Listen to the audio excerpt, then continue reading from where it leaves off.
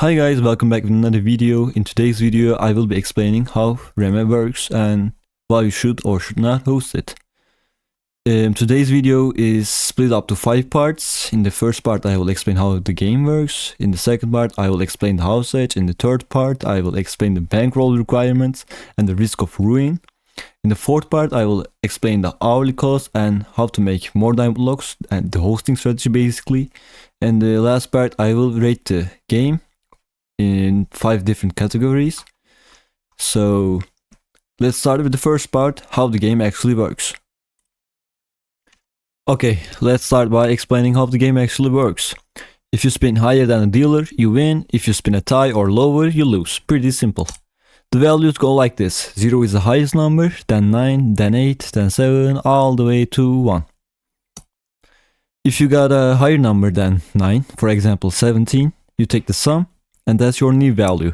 So if you got a 17, 1 plus 7 is 8. You got an 8. If you got a 29, 1 plus 2 is 3. So you got a 3. If you got a 29, 2 plus 9 is 11. But you don't take the whole value. If it's 2 digits or more, you take the first digit only, so it's 1. If you got a 10, that's 0. Pretty simple. Now let's look at some examples.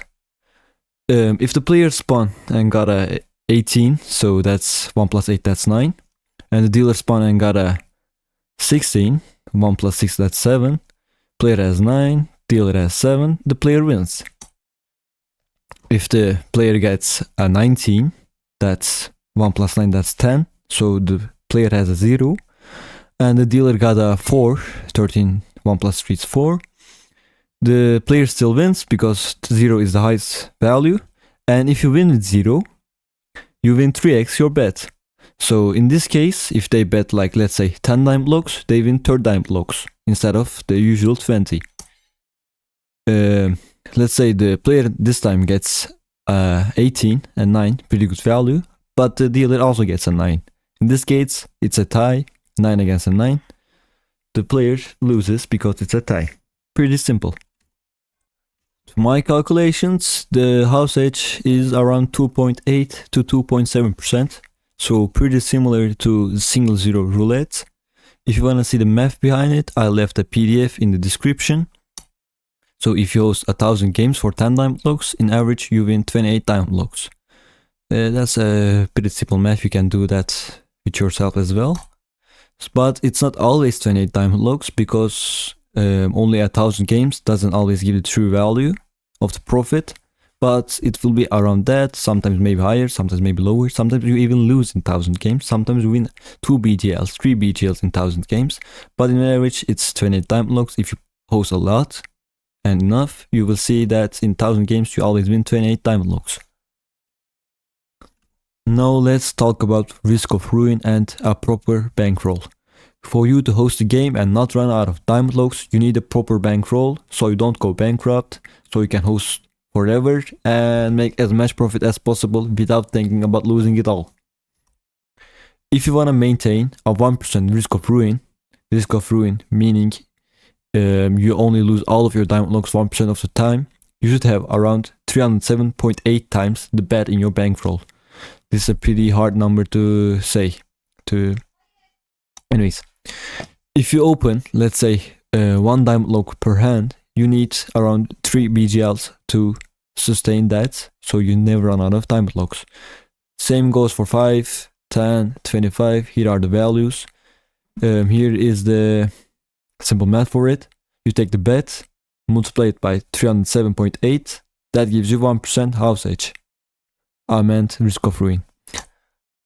I know it seems like a lot, but this way you make sure you never go bankrupt, almost never. Like I said, there's still a 1% chance. You can't never make that 0% chance because it's gambling. But with this way, you almost never run out of diamond blocks. You can keep hosting forever and make more diamond blocks. As your bankroll increases over time, you can open bigger bets. For example, you only open 1 diamond block bets because you only have 3 BGLs.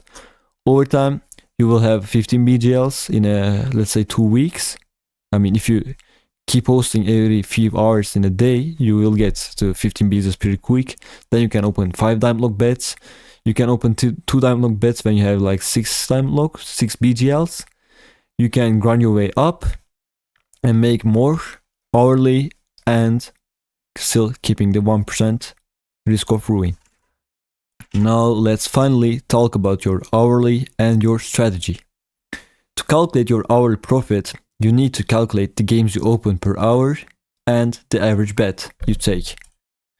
For example, if you open 50 games per hour for 10 diamond locks a bet, you do this 50 times 10, that's 500 diamond locks.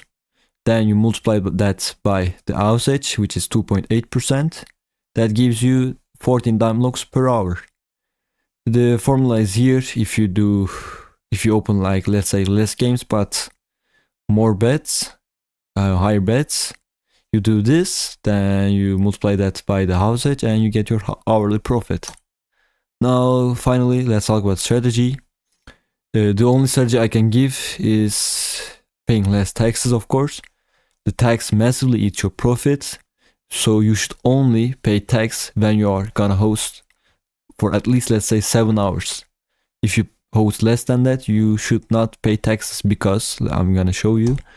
In this example, let's say the tax is 10 diamond locks and it resets every 24 hours, okay?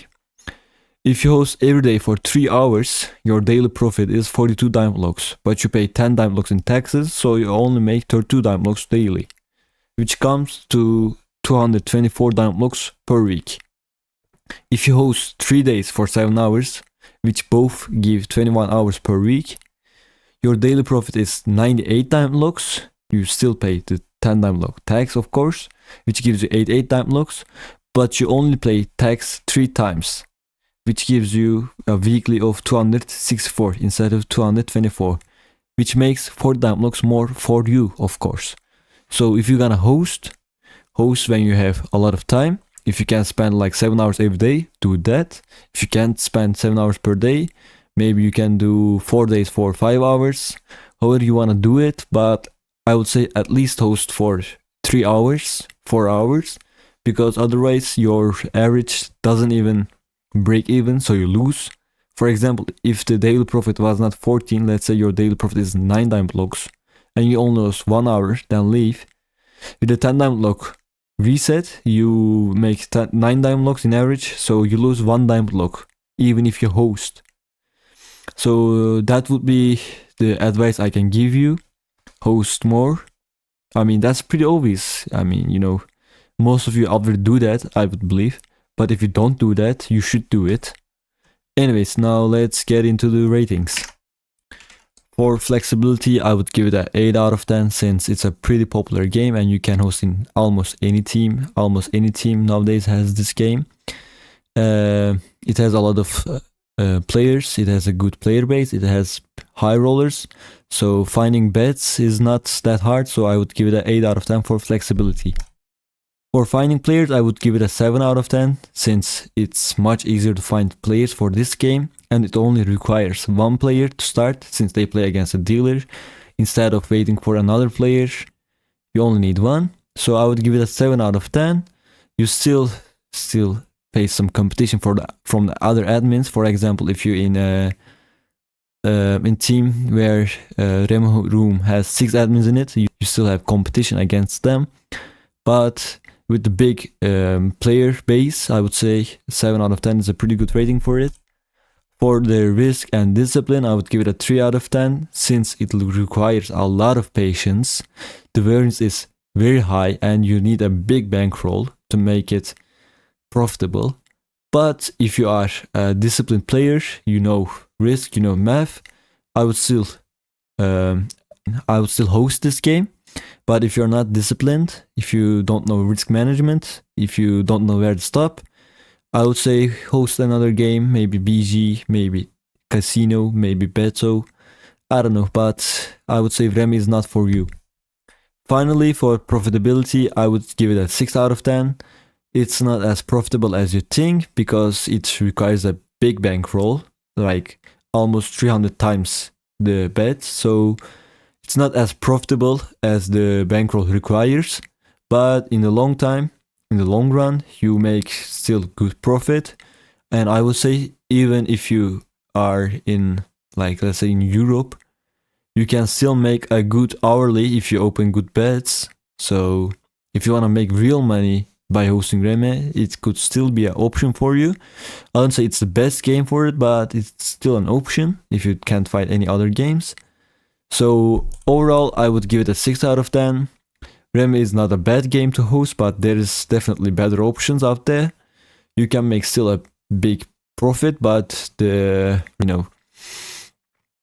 it's not the most rewarding. So if you are consistent and disciplined, you make good money out of it. But like I said, it's not a great game for hosting because the house is not that big and the variance is very high.